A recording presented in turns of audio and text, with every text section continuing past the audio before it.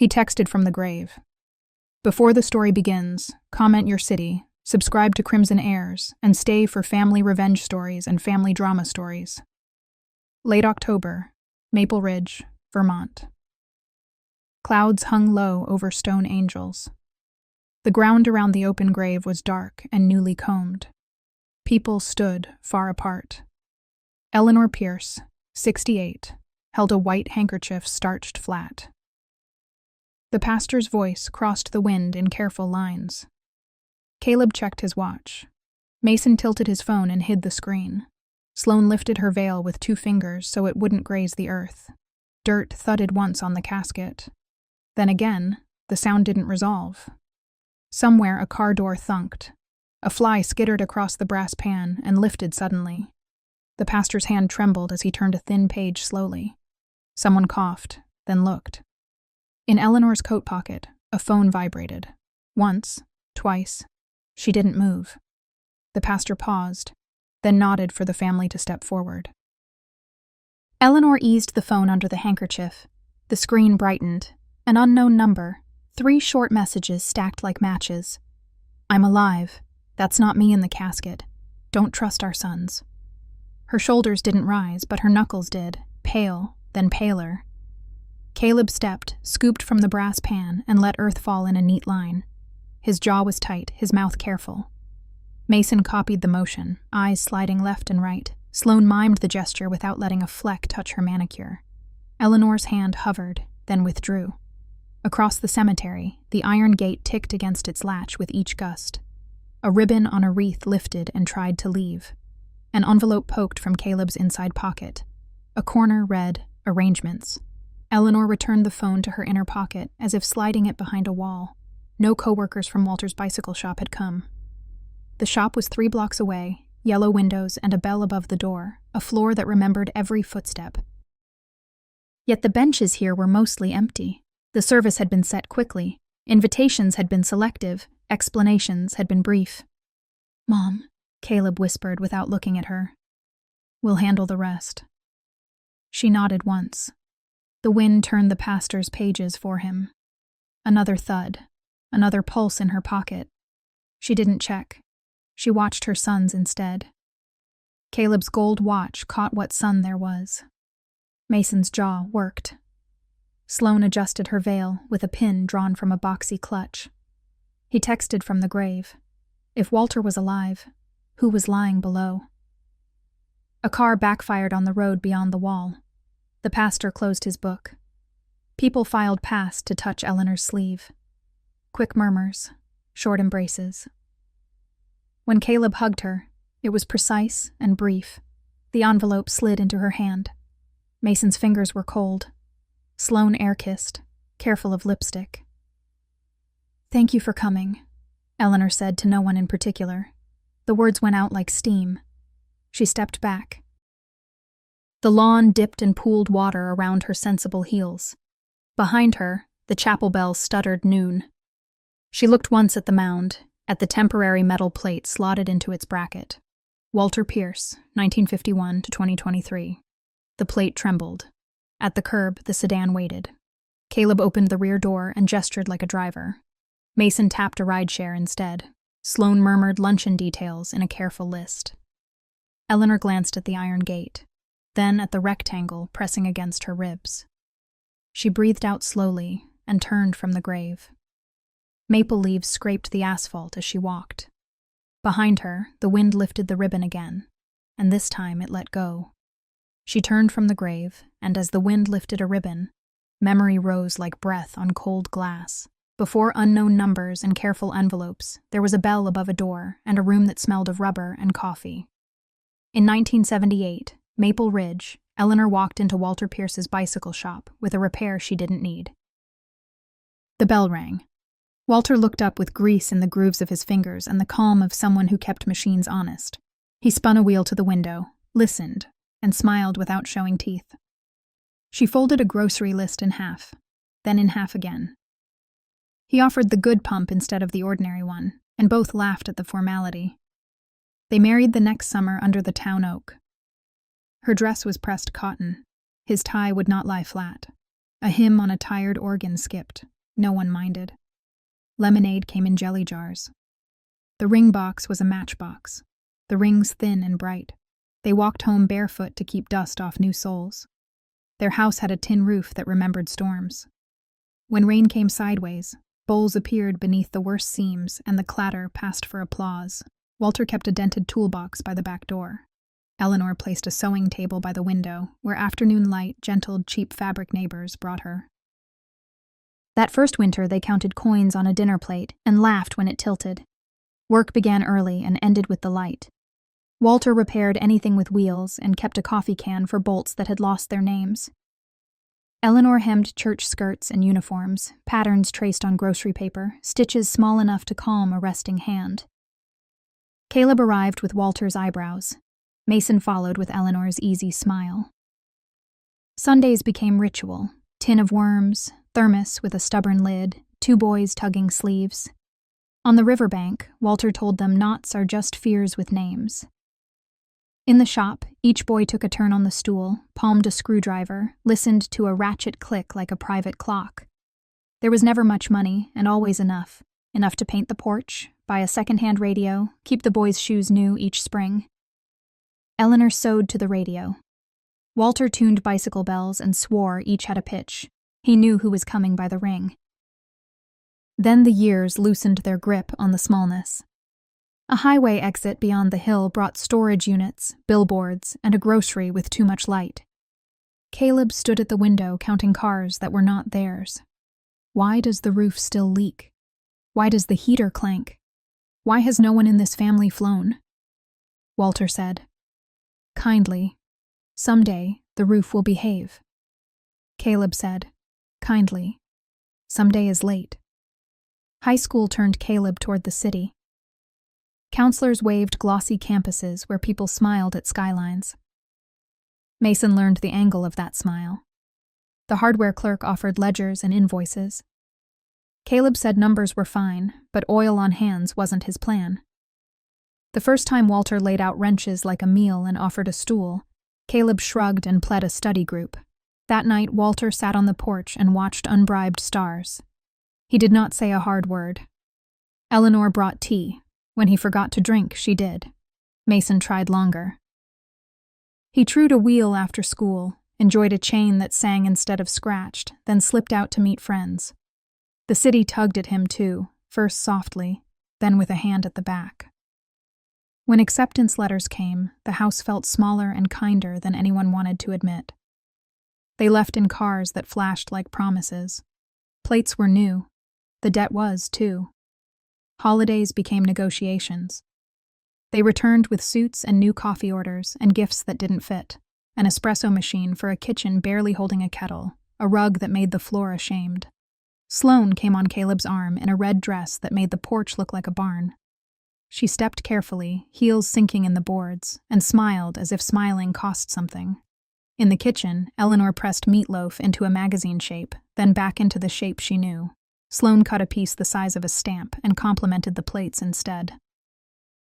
Later, Caleb whispered that next time they'd eat somewhere with linen and a wine list. Walter said he liked places that allowed elbows. Sloane kept opening and closing her bag as if checking on something inside. Calls shortened. Visits learned to apologize. The boys spoke investment like a second language and stood in doorways measuring rooms for replacement. Walter added another bracket beneath the kitchen shelf and said it would be fine for years. Caleb said shelves were cheaper than futures. Mason said futures are only as certain as their buyers. The shop held. While everything else tried for slickness, the bell chimed like a memory that refused improvement.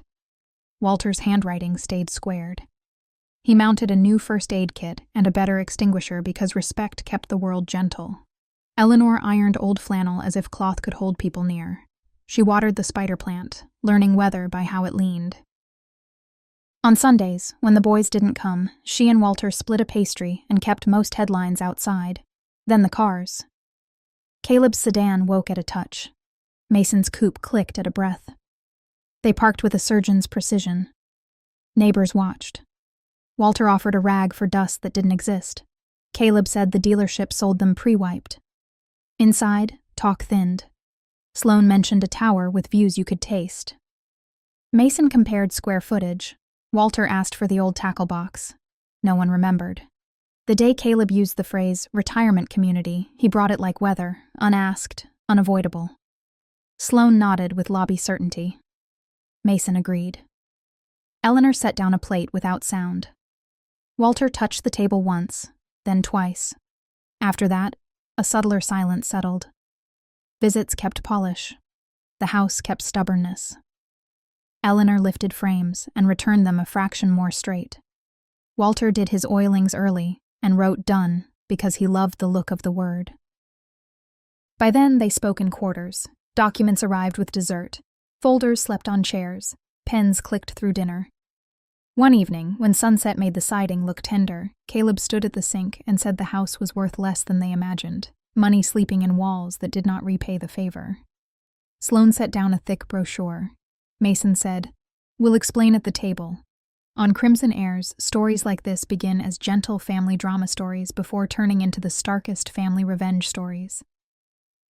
Eleanor only felt the brochure thicken the air. She dried a cup. Walter set the blue-striped rag by the stove and did not look away or toward it. The bell kept its pitch. The spider plant leaned toward the window. Bowls waited in steady stacks. On the kitchen table, where evening met the overhead light, a rectangle of shadow appeared. It was only a shadow. It looked like a thick envelope getting ready to arrive. Outside, the wind rehearsed the trees like a careful, unhurried witness nearby. Papers can bury a house faster than dirt. Evening pooled in the kitchen. Eleanor wiped the table twice, then a third time. 4 plates, knives aligned, water glasses sweating. The 5th plate she set out by habit, then put back. When the door opened, it sounded like a stage cue. Caleb went to the head of the table with a manila envelope already open. Mason followed, a neat folder under his arm. Sloane closed the door with her heel and scanned the room. "Sit," Eleanor said. They did, but the envelope sat taller than all of them. Caleb fanned out documents. "We found a place you'll love," he began. "Single-floor units, on-site medical, shuttle to town. There's even a garden club." Walter stepped from the shop doorway, blue-striped rag in hand. He stopped at the sight of papers and set the rag beside the sink. "How much will you love it?" Eleanor asked, folding her hands. "It will cost less than keeping this museum together," Mason said. "The roof leaks, the stairs groan. One slip." He let the sentence look at Walter. Sloane slid a brochure. "Weekly tastings, aqua fitness, film nights, its community." Caleb tapped the last page. "List the house, move proceeds into a managed account, and, important, update Dad's life insurance. He's still on that tiny policy. We increased it last year, but a supplemental rider protects you. With the shop, you know, accidents." Walter folded the rag once, then again. "The shop has rules," he said. "So does this house. Rules don't pay medical." Sloane smiled. "We've managed," Eleanor said. "Managing isn't a retirement plan," Mason replied, spinning a pen. Eleanor lifted the first document. Walter's name appeared in clean type, as if a stranger had typed it. She traced the margin without touching ink. Caleb leaned in. "We had an appraisal done. Drive-by, very standard. The house isn't worth what you imagine. Nostalgia doesn't comp out." Walter's eyebrow moved a degree.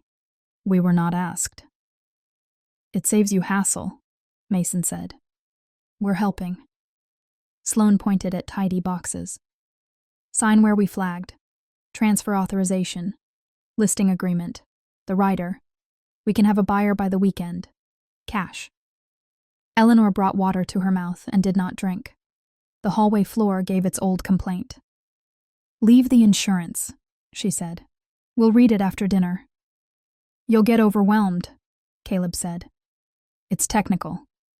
"She does not get overwhelmed," Walter answered. The pasta was simple. The edges remained. Conversation stuck to logistics. Mason spoke about rates and a friend in lending. Caleb described the wellness center like a museum. Sloane praised the bottle she had brought.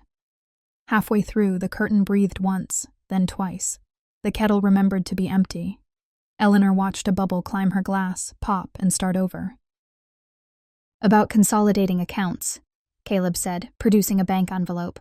"We can prevent scams. Auto-pay everything. Triple your yield. People your age are targets." Eleanor opened the forms, skimmed, closed them. She stacked everything neatly, corners aligned like soldiers who didn't want to be there. Mason checked his watch. "If we get signatures tonight, we go live in the morning." "We'll read," Eleanor said again. Caleb slid a yellow tab toward Walter. "At least sign the listing. We'll schedule showings for Saturday." Walter did not reach for the pen. He picked up the rag, smoothed it, set it down, then rested his palm on the table. "The shop stays open," he said. "The house stands." "This is emotional," Caleb murmured. "And this," Walter said, "is fast." Silence set the room. The refrigerator hummed. Sloane scrolled, angling the screen. In the reflection, Eleanor saw one word on a tab. Arrangements. They cleared plates. Eleanor rinsed, stacked, wiped the table bare. And she dried the sink until it caught the light clean. Her sons framed the doorway like bookends that didn't match. "Take the wine," she said. "We're more of a tea house." Caleb gathered most papers, but left the rider as if by accident. Mason pocketed the bank forms. At the door, Caleb kissed the air near Eleanor's cheek. "We'll swing by early," he said. "Best to finalize in daylight." When the door closed, the house exhaled. Walter leaned on the jamb until his back remembered the wood. Eleanor laid the rider flat and ran a finger beneath the small print as if reading rough terrain. The wording translated urgency into care with professional grace. She put the bank envelope in a drawer she rarely opened. She wrote today's date across its flap like a fence. The brochure she folded once and slid under a dish towel. The rider she placed in the bread box. Secrets behave better near honest things. She brewed tea. Steam lifted. Said nothing. Left.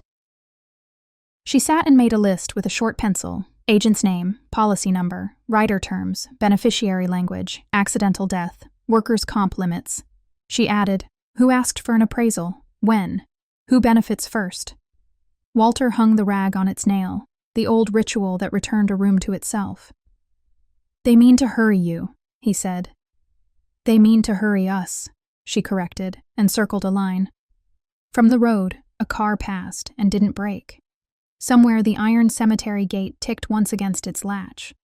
On CrimsonHeirs, she'd heard that family drama stories become family revenge stories 1 inch at a time. In front of her, the inches stacked themselves on letterhead. She closed the notebook. She touched the rider with her palm, then lifted her hand as though ending a quiet oath. If this is about safety, why does it look so much like hunger? Sleep took the house in small rooms. Morning waited with its own envelope. And between the night she did not trust and the day she could not avoid, the bicycle shop cooled its machines, every wrench where it had always belonged, ready to be blamed by hands that had never tightened a chain. Dawn had plans, none of them named. Not yet. A single phone call can move a pen faster than a hand. Tuesday came in thin light. The rider still slept in the bread box. The bank envelope waited in a drawer. Walter tied his apron, kissed the air near Eleanor's temple, and stepped out with the blue-striped rag folded in his pocket. The shop bell, 3 blocks away, liked early voices. Eleanor measured flour for a loaf that would cool by noon. She penciled a list on the corner of yesterday's news. Bolts for the back gate, thread, tea. The phone didn't ring until it did. "Mrs. Pierce, this is Memorial. You need to come right now." Doris drove because Eleanor's keys rattled against the wrong door twice. Maple Ridge slid past. The hospital entrance breathed sanitizer. Wheels squealed on tile. A volunteer pointed. A nurse hurried. Someone asked Eleanor's name, twice. Caleb and Mason were already in the hall. No one had called them, at least not from Eleanor's phone. They stood apart, then closed the distance and formed a wall of words. "We got here as soon as there was a call. They're doing everything." Sloane arrived and began tapping a list into her phone. A nurse raised a palm. Immediate family, one at a time, 5 minutes. Eleanor rubbed her arms as if the hall were cold and stepped through a door that whispered shut behind her. Walter lay beneath a geometry of lines and white. Tape flattened the hair at his temple. A monitor ticked in green. His hand was bare. It weighted like a small table where a letter should go. She set her hand on his and felt skin, not memory. His eyelids fluttered once, twice. The nurse said, "Sometimes there are involuntary movements," and adjusted a line until the drip looked exact. Back in the hall, a doctor with washed hands met the family. "Critical," he said, "and complications, and we're monitoring." His pen hovered above a consent line. Caleb asked about coverage. Mason asked about the word coma. Sloane asked where to wait. They learned the rhythm of the place, the cart that rattled each hour, the coffee machine that took singles, the daytime shows above the sound of shoes. Caleb called insurance. Mason called someone who knew insurance. The words policy and beneficiary passed between them. Eleanor took a paper cup of tea and didn't drink. Late, the hall thinned. A janitor mopped figure eights. The monitor hummed on the other side of the door. Eleanor slept crooked and woke when the lights decided it was almost morning. Walter's room exhaled alarms, then quiet. At 4:37 a.m., the line on the monitor leveled like a horizon trying to be kind. A nurse's pen ticked the hour on a chart. The air seemed to kneel. Eleanor pressed her handkerchief into a square, then into something the size of a stamp, and placed it in her pocket. In the small room they call family, a counselor's voice kept its edges soft. Forms arrived with discreet tabs. Arrangements, one read. Another said, death certificate, workplace accident, cardiac failure.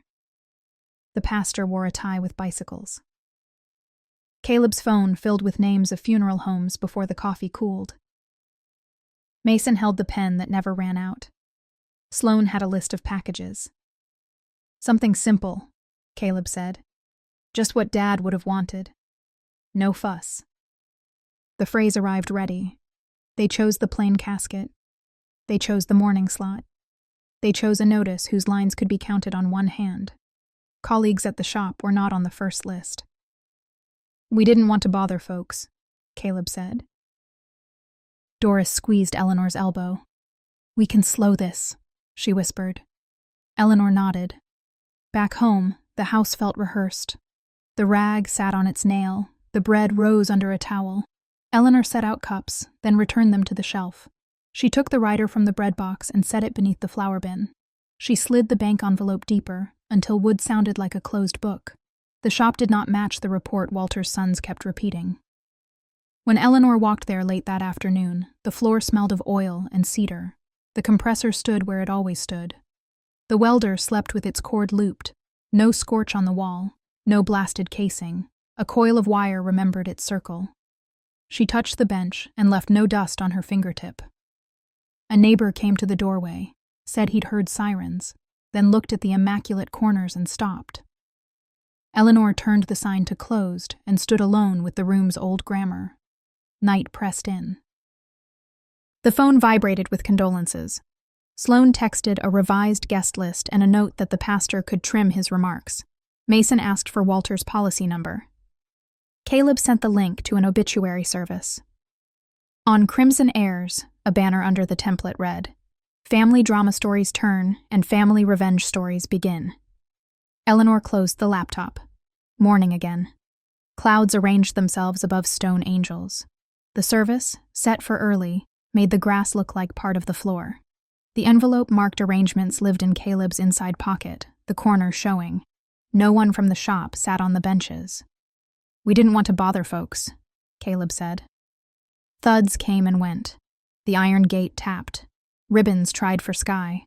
A number no one knew sent 3 messages in a row, and a hand that had signed too many lines lowered itself to the fold of a coat where a phone went still. Eleanor kept her face where faces go at ceremonies. She watched her sons. She watched the ground. When people left, the grass recovered. The ribbon did not.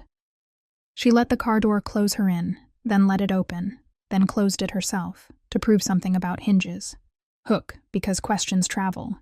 If there was an explosion, why is the shop floor unburned? And why do the town's records read like a page no one dared write? Clean rooms tell dirty stories. After the service, the town returned to chores. Eleanor didn't. The bank envelope stayed in its drawer, flap dated like a boundary. She tied a scarf, took the shop keys, and walked the 3 blocks. The bell chimed its honest note. Light slid across the bench. No dust rose. The welder stood prim. The compressor's cord lay coiled square. An explosion should leave scorch or shame. The room answered with order. Eleanor pressed a finger to the bench and lifted it. Clean. On the wall calendar, Walter's initials marked each maintenance date. September showed crisp OKs. October held 2 crosses, then a blank where life stepped aside. By the door, the extinguisher's tag was newly punched. The safety pin shone. She opened the desk with the quiet dents. The tin box kept receipts and a blue pen that only believed in numbers. Beneath them sat a thin envelope marked with a single E. Inside, a copy of the rider change. Walter's signature, yet not. Its tail dragged, its rhythm wrong. On a sticky in his block hand. Caleb pushed. Says safer for E. Uneasy. A faint solvent smell clung to the lower shelf. Not grease. Something that wanted air. She opened the back door, then sat in Walter's chair. Eleanor slid the envelope into her bag and locked the desk. At the bank, Mrs. Whitcomb left her counter to meet Eleanor mid-lobby. Her cardigan matched the carpet in a way that said she had been there longer than most managers last. The vault door hummed somewhere behind her, like a calm animal that never slept. 6 months of statements, Eleanor said. Oh, and copies with signatures. Paper gathered on a side desk. 3 cash withdrawals stood like fence posts. 1,000, 3, 4. The signatures read W. Pierce, but the letters stepped unevenly, as if the pen tip had trembled, not the man. Did he come alone? Eleanor asked. Once with Caleb. Maybe twice, Mrs. Whitcomb said. He said your husband forgot his glasses. Caleb read forms aloud. Walter never forgot them, Eleanor said, pushing hers up by the bridge. Slip images showed the strokes more plainly. A wristwatch glinted in a corner, Caleb's gold face. The account contacts listed a tidy 10 digits as secondary. Caleb for administrative follow-up due to vision. Outside, Eleanor dialed the insurer on the post office steps. A cheerful voice read from the system. Coverage increased 6 months ago. Accidental death rider 3 months ago. Spouse primary beneficiary. Caleb Pierce listed as secondary contact, per agent note. Who wrote the note? It's in the agent field. Agent no longer employed. Thank you, Eleanor said. The police station smelled like dust kept in line. The desk sergeant printed the week's calls and tapped a line. No report of any explosion at the shop. No 911 from that address. There was a payphone ambulance call from the bus station. Unit pickup was at your house. The hospital told us workplace accident, Eleanor said. Sometimes paperwork follows rumor, he replied. You can file an inquiry. If cause needs revision, that's the medical examiner. At the town office, the clerk in a pumpkin sweater slid a 1-page summary across laminate. Admitted unconscious, she read. Consulted talks.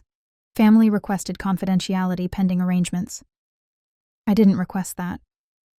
Then someone did. Back home, papers spread across the kitchen table, corners aligned. Eleanor made columns: bank, insurance, police, hospital. And she photographed each page and sent none. Tires turned in the drive. Caleb brought a pastry box white as a lab coat. Mason balanced a tray of coffees. Sloane floated in last, napkins already squared. We brought sweets, Caleb said. You need sugar. We made coffee, Mason said. Your favorite. I have tea, Eleanor said, covering her cup with her hand. They sat anyway. Caleb lifted the lid. Powdered sugar breathed. Mason moved forms toward Eleanor's place. Sloane narrated amenities the way a brochure learns to sing. We can get ahead of paperwork. Caleb offered, cheerful as a salesman. List, consolidate, update the policy so Mom is protected. After we eat, Mason said, twisting a lid. I'll pass, Eleanor said, looking at glaze that pooled too bright. The coffee sleeves wore a cafe logo across town, beige and pleased with itself. Mason held out a cup. Just a sip. I said tea. They tried sweet voices again. She held the door, open and not. While Caleb admired the shuttle in a community he kept calling by its nickname, the phone in Eleanor's pocket hummed. She checked as if for time. Don't eat, don't drink. Tomorrow, 3 p.m. Corner cafe, back table. GS. She turned the lock on the back door with one hand. The click sounded like an answer. Are you listening? Sloane asked. I am, Eleanor said. Then you agree, Caleb said. I heard you, she replied. She escorted them to the porch with polite silence.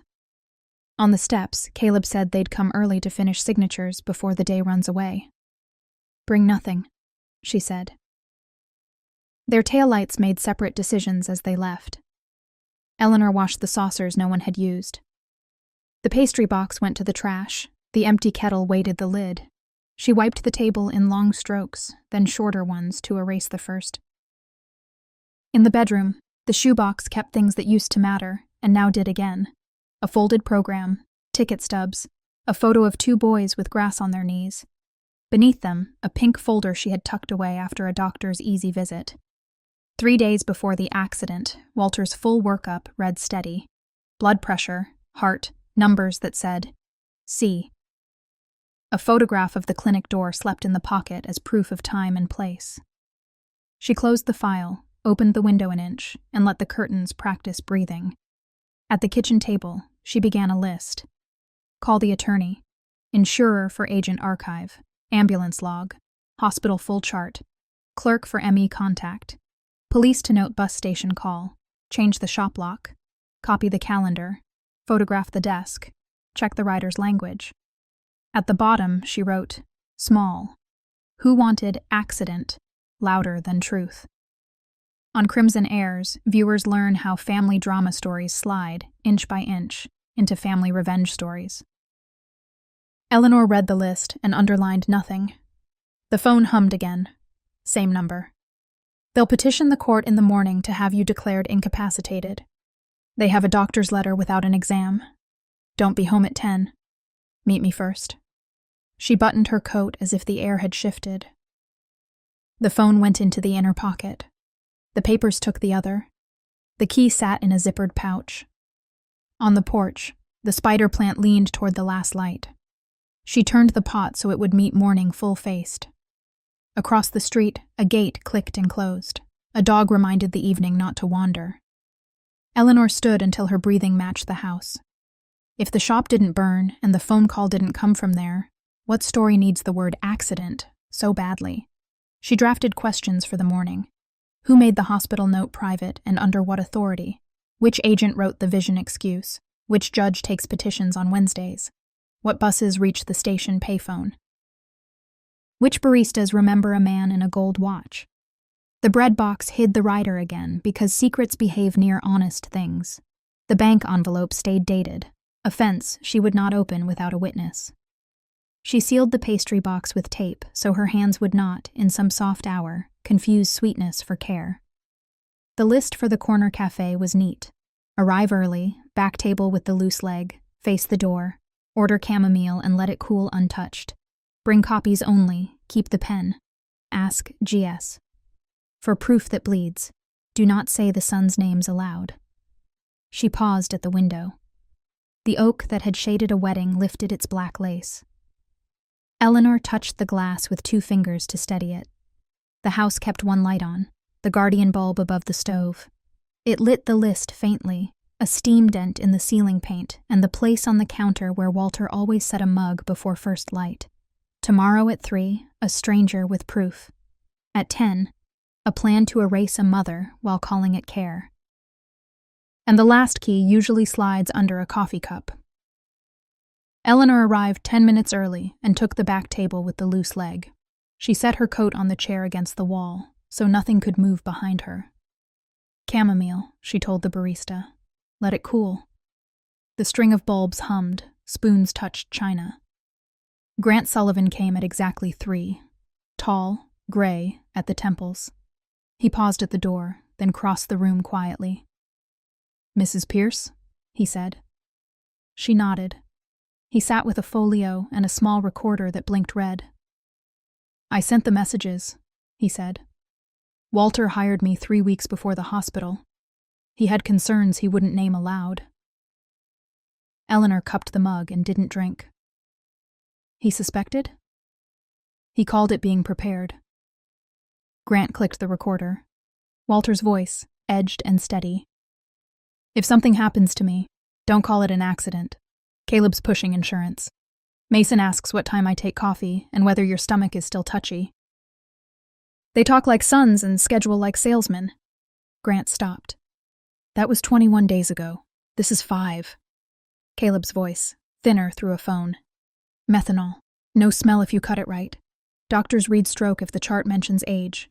We do it in coffee. We do it quick. Mom will follow the plan. Grief makes anything look ordinary."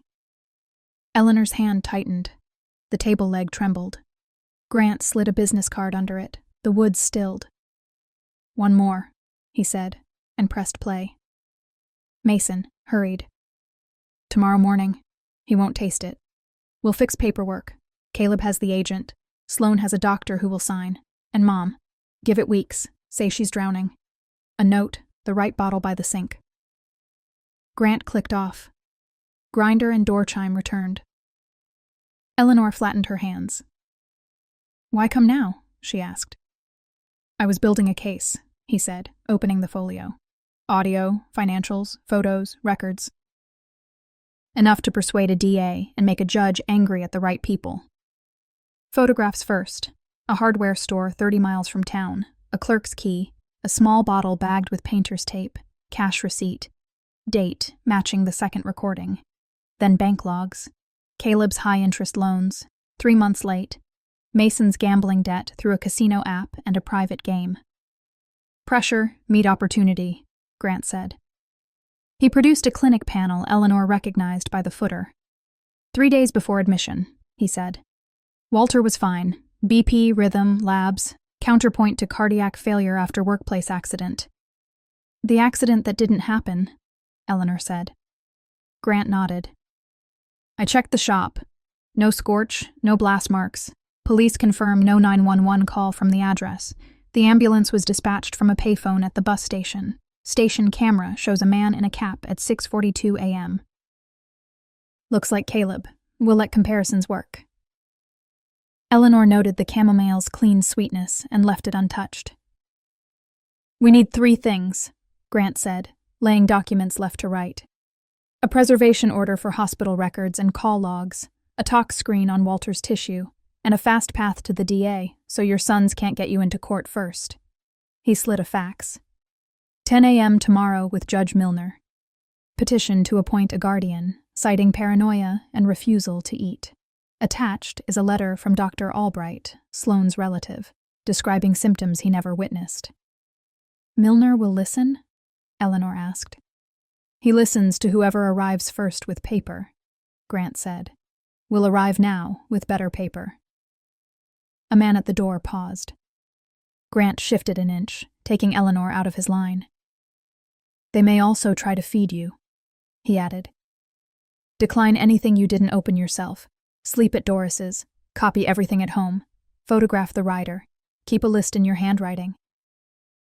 It reminds the world you're thinking clearly. Eleanor opened her purse and showed a small notebook. The questions were square. Who asked the hospital to redact suspected talks?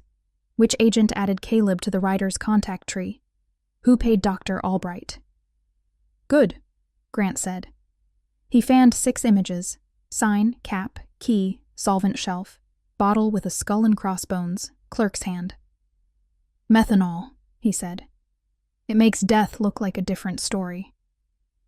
Walter brewed at home, Eleanor said. They gave him another cup, Grant replied. They also plan one for you. If a goodbye can be scripted, A condolence can be rehearsal. He placed 2 final sheets. Financial motive tightens the loop. Caleb owes $70,000 to a lender who texts during dinner. Mason owes $40,000 to people without letterhead. Your house equals rescue. Walter's policy equals runway. They built a staircase and called it care. Eleanor reached toward the recorder, then stopped an inch short. What first? We walked to the station, he said. Sergeant O'Rourke is on nights. We ask the DA for arrest warrants. We request an emergency order to preserve the hospital chart, EMT logs, funeral home paperwork, and agent notes.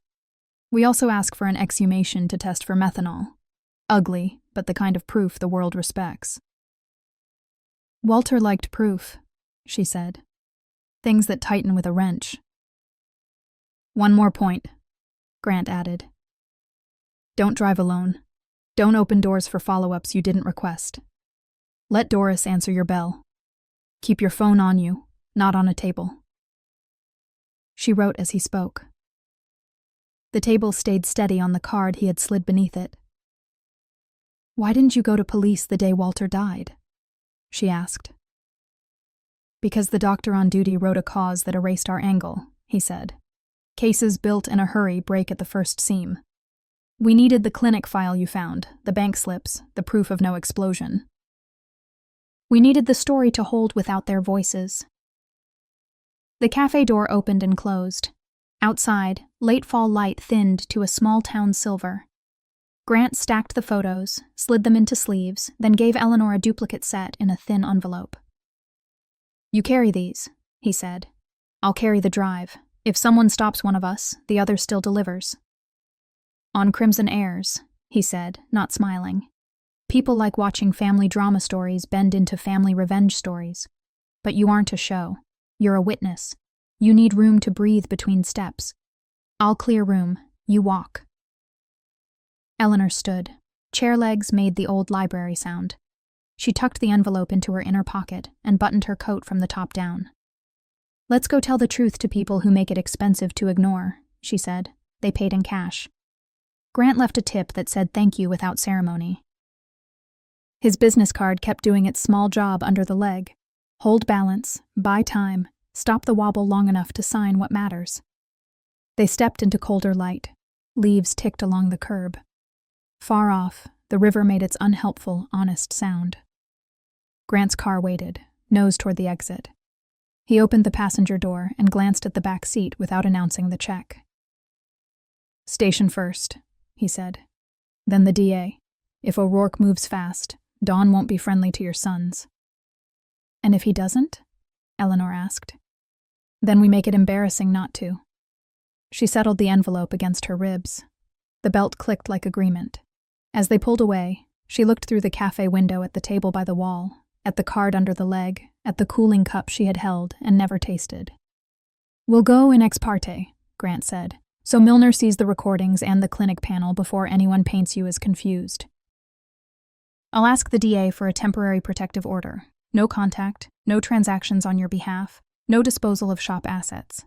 We'll serve the hospital with a litigation hold, chart, tox consult notes, staff messages, and the authorization that allowed the redaction. EMT logs will give us the minutes between the bus station call and pickup. And the medical examiner? I spoke to the on-call pathologist, he said. He'll honor a court order. Methanol leaves a signature. We'll have the funeral home pause further handling, document storage conditions, and stand ready for exhumation. He slid a small USB to her. Mirror of the audio. Keep it apart from the photos. Sleep at Doris's. Leave a recorder by the bell. Whatever is offered tonight, smile and decline. Tonight, the folders talk. At dawn, sirens decide who opens a door to a knock that changes its hinges. Night carries 2 silences, the empty street and the room where people stop pretending breath is easy. They left the cafe and drove to the station with the heater low. Grant parked nose out, checked mirrors, then ushered Eleanor up the concrete steps. Inside, a clock's second hand kept even time. Sergeant Aidan O'Rourke looked up, pen tapping a corner. Evening, Grant said, setting a folio down. Private investigator, Mrs. Pierce. O'Rourke paused at investigator, then at Eleanor's envelope. Have a seat. He closed the interview room door. The metal chairs announced themselves. Grant opened the folio. Audio, financials, photos, medical. "We're here for chain of custody," Eleanor said, hands still. The pen stopped. "Allegation?" "Methanol poisoning." Grant pressed play. Walter's voice, square and careful. "If anything happens, don't call it an accident. The pressure is insurance. The questions are about coffee." Caleb, phone thin. "Methanol, no smell. Doctors think stroke if the chart shows age. We do it quick, in his mug." Mason, hurried. "Tomorrow morning." Caleb handles the agent. Sloan has a doctor who'll sign. Mom later, with a note. O'Rourke's chair eased forward. He noted the time codes. "What else?" "Photos. Caleb at a hardware store 30 miles out. A small bottle bagged with tape. A cash receipt dated to the recording. Bank printouts. 70,000 owed by Caleb. 40 by Mason. ATM slips from Eleanor's account with Walter's slowed signature. Camera stills showing a gold watch. A clinic panel from 3 days before admission, Walter's heart steady. "Explosion at the shop?" O'Rourke asked. "No report," Grant said. "Ambulance dispatched from a bus station payphone at 6:42 a.m. A still showed a cap lowered against morning. He called an evidence tech.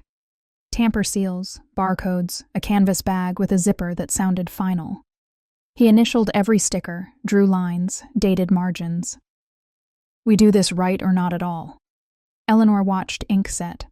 Her envelope stayed against her ribs. "Hospital record shows suspected tox, then a redaction attributed to family request," Grant said. "Mrs. Pierce made no such request. We need a preservation order on the chart and the audit trail." "Done," O'Rourke said, dialing the on-call ADA. He spoke in rectangles. Probable cause, audio corroboration, financial motive, risk of destruction. The ADA arrived in a navy jacket. She heard 30 seconds of each recording, scanned photos, and began writing. "Tonight we file. Warrants for Caleb and Mason's residences. Emergency litigation holds on Memorial Hospital, the EMT service, the funeral home, and the insurer. An exhumation order." She underlined methanol twice. "Mrs. Pierce, the last part is difficult." "Walter preferred proof to rumor," Eleanor said. Grant added, "We also need to beat a 10 a.m. repetition before Judge Milner to declare Mrs. Pierce incapacitated. Support letter by Dr. Albright, no exam." The ADA's brows moved a millimeter.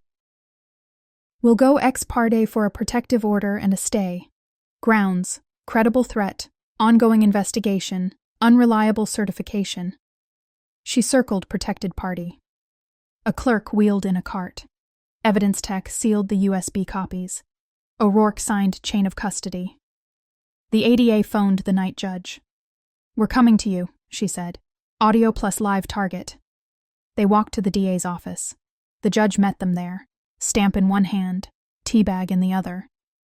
Grant lined documents by thickness. Eleanor kept a palm on her envelope. The judge listened to the audio, studied the photos, and read the clinic panel to the end. He signed the preservation orders, the search warrants, and the exhumation order. The stamp hit paper with a soft thud. "We'll serve hospital and funeral home now," the ADA said. "Sergeant, teams in place by 6:30. No headlines." O'Rourke unfolded a town map. Green lines to Caleb's cul-de-sac and Mason's condo. "2 entry teams, 1 tech," he said. "Tech pulls bus station CCTV. Another team to the chemical store on Route 12. Wake Dr. Albright and collect devices. Also the insurance agent who added Caleb as contact," Grant said. "Get his notes." The ADA sticky noted the insurer and wrote, "Hold." "We'll want the audit trail on the redaction, user ID, timestamp, internal messages. If chat says avoid speculation, print it." A deputy produced wristbands. The ADA clasped one on Eleanor, protected party, in block letters. "Until morning," the ADA said, "no one acts on your behalf. No one contacts you except through counsel. If they call, hang up. If they appear, call us. If they offer food or drink—" "I decline," Eleanor said. They refined the motion to block the guardianship petition. Grant drafted an affidavit. O'Rourke added a paragraph on recorded planning. The ADA added the clinic panel and bus station call. The clerk stapled. The staple said, ka-chunk. On CrimsonHeirs, Grant murmured, while copies printed. People like watching family drama stories bend into family revenge stories. Tonight isn't entertainment. It's a door closed before someone claims she opened it. Eleanor buttoned her coat. The highlighter skated 3 bright paths across the map and set. They split tasks. The ADA and clerk left for the hospital and funeral home with orders. O'Rourke texted, "Roll call, 0545, move 0630. Grant phoned the bus station manager to hold 642. Eleanor called Doris, who left a porch light on and a blanket on the couch. Before they left, O'Rourke slid a small recorder to Eleanor. "Set this near your doorbell. Timestamp runs." Grant drove her home to collect clothes and the papers she would not leave. They parked in the alley. The side gate squeaked once, then changed its mind. The stove light drew a small circle, the bread box clicked, the rider waited. Grant changed the shop's padlock, spun the numbers, pulled, spun again. At Doris's, a ceramic lamp made everything look safer than it was. Eleanor placed the recorder by the door and set her phone to vibrate. She wrote a morning list in tidy squares. Meet ADA at 08 Hontois. File ex parte. Avoid Milner's 10 o'clock. Return with orders. She looked at the empty teacup and left it empty. Across town, the ADA's fax chirped into the hospital records office. A supervisor paused over redaction reason, then printed an audit report that wrote down a name. The funeral home director chained a latch and signed a seal. The bus station manager tested the console and framed 642.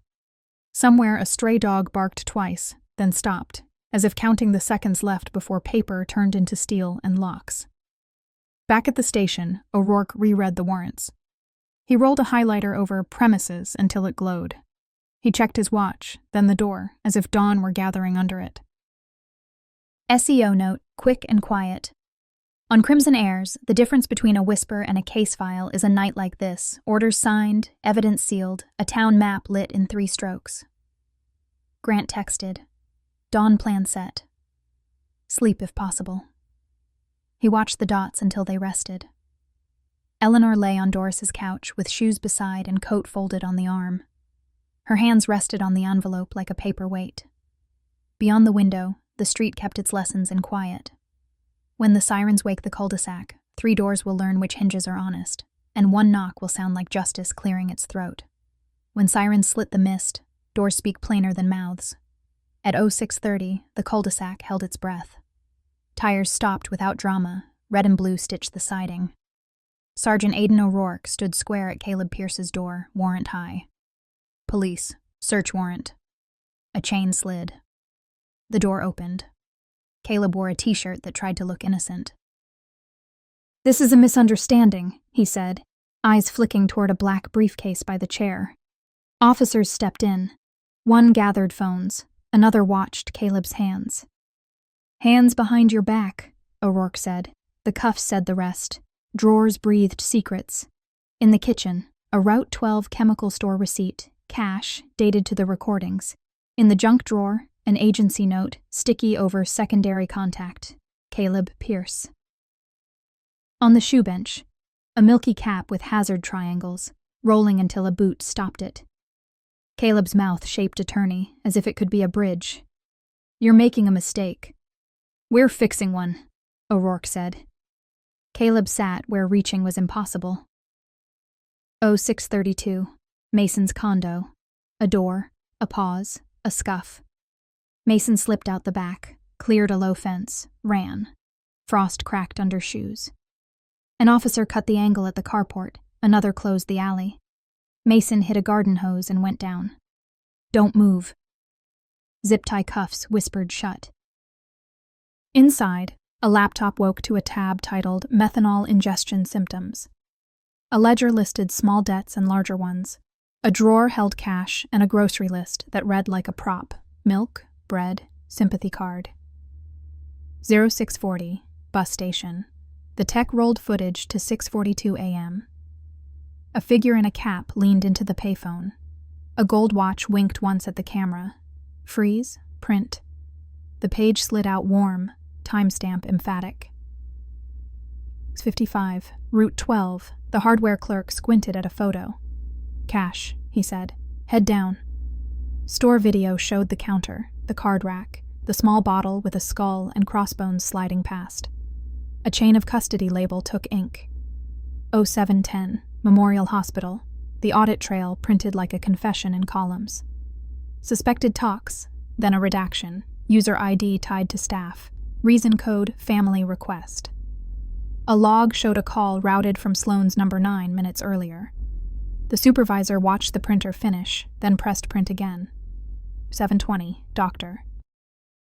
Albright's office, polite knocks, paper served, devices collected. I never examined Mrs. Pierce, he said, tapping a pen against the glass. The letter described what I was told. The recorder caught the pen's small metronome. 07:45, Doris's porch. The doorbell camera blinked. Sloan stood with a careful smile and a bag that said, Care. Eleanor, you shouldn't be alone, she called. Bolts stayed set. Steps sounded. O'Rourke rounded the hedge with a protective order and read it. Sloan's smile thinned. She stepped back one tile. By 08:15, O'Rourke called Eleanor. Caleb is in custody. Mason tried to run. We have the receipt, the cap, the audit trail, the bus station clip. Eleanor set a hand on the table's edge and breathed to the bottom. She aligned the kettle with the back burner, as if the house listened better when things faced true. 08:30, funeral home. A red seal pressed against the logbook. The cooler door latched with a chain. We're preserving, the director said. At the insurer, a clerk surrendered agent notes with dates aligned a little too neatly. A rubber stamp said, Received and shown wet. 09:10, the station steps grew microphones. The ADA spoke for 30 seconds. There is an active investigation into death by poisoning. We will not speculate. No questions. The steel door closed like punctuation. Inside, Caleb sat in one room, lower lip bitten. Mason sat in another, eyes on the printed freeze frame of the payphone. Where's my mother? He asked. Protected, an officer said, and slid a bottle of water he didn't touch. Duty counsel arrived and stopped the clock. Grant drove Eleanor home under a sky that remembered blue. New locks turned cleanly. He placed copies of the warrants in a file and the rider in a firebox. 2 sets, 2 places, he said. She nodded, touched the wedding photo, then drew her hand back, not wanting to smudge the glass. Maple Ridge resumed chores. A blower muttered. A school bus exhaled. Eleanor sat by the window with a pencil and checked boxes. Warrants, served, arrests, made, audit, printed, clinic, ready. The tea went cool. She didn't drink. The bus station tech emailed the clip and stills. The hospital printed an audit username. The hardware store bagged the day's tapes. O'Rourke's teams logged evidence with a pen that didn't squeak. On CrimsonHeirs, people say family drama stories tilt toward family revenge stories when cuffs click just before excuses. Out the window, a maple shivered and went still. For now. Next comes Wood and Oath, when recordings meet sworn words, whose script survives the echo. Hard wood, white light. When a hand meets the Bible, a story leaves the mouth and enters the record. The morning after the arrests, the courthouse smelled of paper. Judge Milner took the bench. 12 chairs filled. The clock over the seal clicked once. Eleanor sat behind the rail, shoulders square, a handkerchief folded like a blade. Sergeant O'Rourke stood by the aisle. The clerk called the case. The defendants were let in, orange against oak. Caleb kept his eyes on the table. Mason glanced once toward the gallery and then nowhere at all. Opening, Judge Milner said. The ADA rose. This is murder by planning, she told the jury. Methanol in coffee. An invented accident. A second plan to declare the widow incompetent. Motive, debt, policy, property. Proof. Voices, numbers, pictures, signatures, audit trails, chemistry. Defense counsel held his palms up. You will hear about financial pressure, medical confusion, and recordings stripped of context, he said. Your task is doubt. On Crimson Heirs, people say family drama stories become family revenge stories when evidence refuses to stay quiet. In this room, microphones and oaths did the asking. The ADA called for 3 short recordings. Walter first, steady. If anything happens, don't call it an accident. They keep asking what time I take coffee. Caleb wants the policy higher. Caleb next, phone thin. Methanol. No smell if you cut it. Doctors think stroke if they see age. Mason last, breath quick. Tomorrow morning, in his cup, Sloan has a doctor who'll sign. For Mom, a note later. Chairs creaked. A juror leaned forward. Photos followed. The Route 12 counter, a small bottle with a skull, a cash receipt, a still from 6:42 a.m. at the bus station. Cap, payphone, a wrist lit by a gold watch. Chain of custody tags marched beneath each image. Financials came next. Caleb's loan statements showing $70,000 owed. Mason's ledger and app statements showing $40,000, 3 withdrawals from Eleanor's savings, signatures that looked like Walter's but not like his. ATM stills with the same watch in frame. Administration, the hospital audit trail. An entry, suspected talks, then a redaction. A user ID, reason code family request. A phone log 9 minutes earlier from Sloan's number. A systems analyst explained the stamps. Science. The medical examiner testified to methanol in Walter's tissues at lethal concentration. He explained conversion to formic acid and the timeline that matched the ICU record. A toxicologist added how coffee carries the dose without announcing itself. The clinic panel from 3 days before admission, normal rhythm, pressure, labs, went into evidence. His heart wasn't broken, the ADA said. The story of his death was. Grant took the stand. He explained device placements, consent from Walter, and time codes that matched receipts. He identified photographs he had taken, the Route 12 counter, the bus station angle, the bottle sealed with painter's tape. Defense pressed. You edited these? Grant. I trimmed dead air. Content is intact. Times match. Eleanor testified last in the state's case. She did not name feelings. She described acts. The shop floor with no scorch. The extinguisher's untouched pin. The envelope labeled arrangements poking from Caleb's jacket. The pastry box left on her table. The coffee she didn't drink. Bank slips with a signature that hesitated. The audit trail word redacted and the way the clerk avoided her eyes. Why refuse the drinks? The ADA asked. Because someone told me not to, she said. Doctor. Albright, subpoenaed, admitted he had not examined Eleanor when he signed a letter saying she needed guardianship. I relied on family description, he said, tapping the witness glass with one fingertip. Jurors watched the fingertip, then the letter, then him. Cross-examination tried 2 routes. Walter could have ingested the chemical by mistake. Recordings cut context. The ADA answered with the hardware video, the bus station call, the audit trail, the debt logs, and the clinic panel. It is not equipped to say, tomorrow morning in his cup, she said. It is a plan. The judge charged the jury. They rose and left.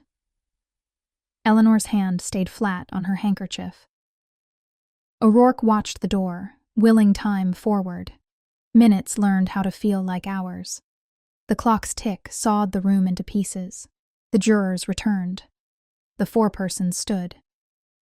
On the count of murder in the first degree of Walter Pierce, she read, we find the defendants guilty. Murmurs rose, then settled. On the count of conspiracy to commit murder of Eleanor Pierce, we find the defendants guilty. Mason gripped the table and let go slowly. Caleb's shoulders lowered, not in relief. Counsel put a hand on each arm. Judge Milner asked if either wanted to speak. Both declined. The ADA said the family had a brief statement. Eleanor shook her head no. Then hear the sentence, the judge said. He imposed life imprisonment, parole eligibility, not before 30 years. He ordered referral to the medical board for the audit redaction and to the Attorney General for possible obstruction by anyone who altered records. He signed until the stack no longer stood. All rise. People did. Eleanor stood as if she had always known how. Grant gathered certified copies into a neat folder. O'Rourke gave her one quiet nod. Outside, microphones waited. The ADA made a short statement. Truth met process. Justice followed. On the steps, wind scraped leaves along the stone. Eleanor didn't lift the handkerchief to her face. She folded it once more, as if closing a small book. Reporters called her name. She let the calls pass like weather. Inside her coat, a thin envelope tapped her ribs when she breathed.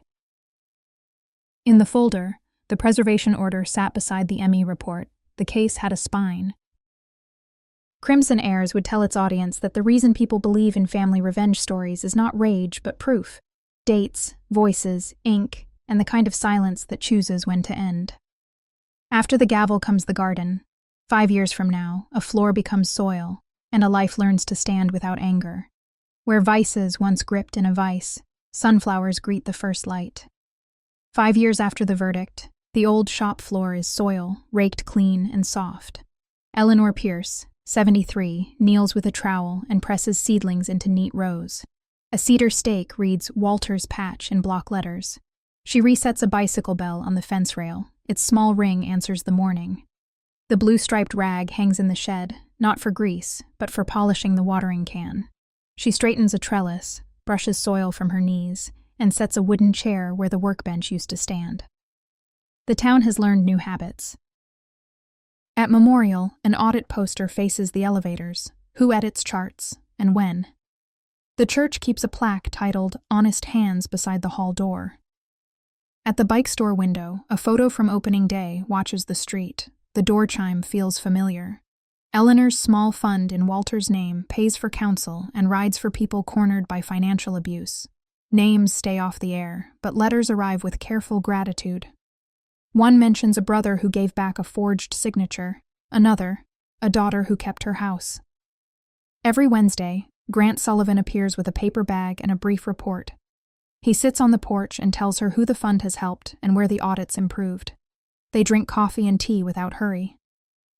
On CrimsonHeirs, some family drama stories that once tilted into family revenge stories eventually find their quiet use. This one tends a garden and pays receipts on time. Before noon, she walks to the cemetery with flowers from Walter's Patch. The headstone keeps a brief line about an honorable man. She fits the stems in the holder, smooths a corner of her scarf the wind tried to take, and stands, the way truth stands, upright, then unafraid to rest. Justice does not return a person. It returns a voice.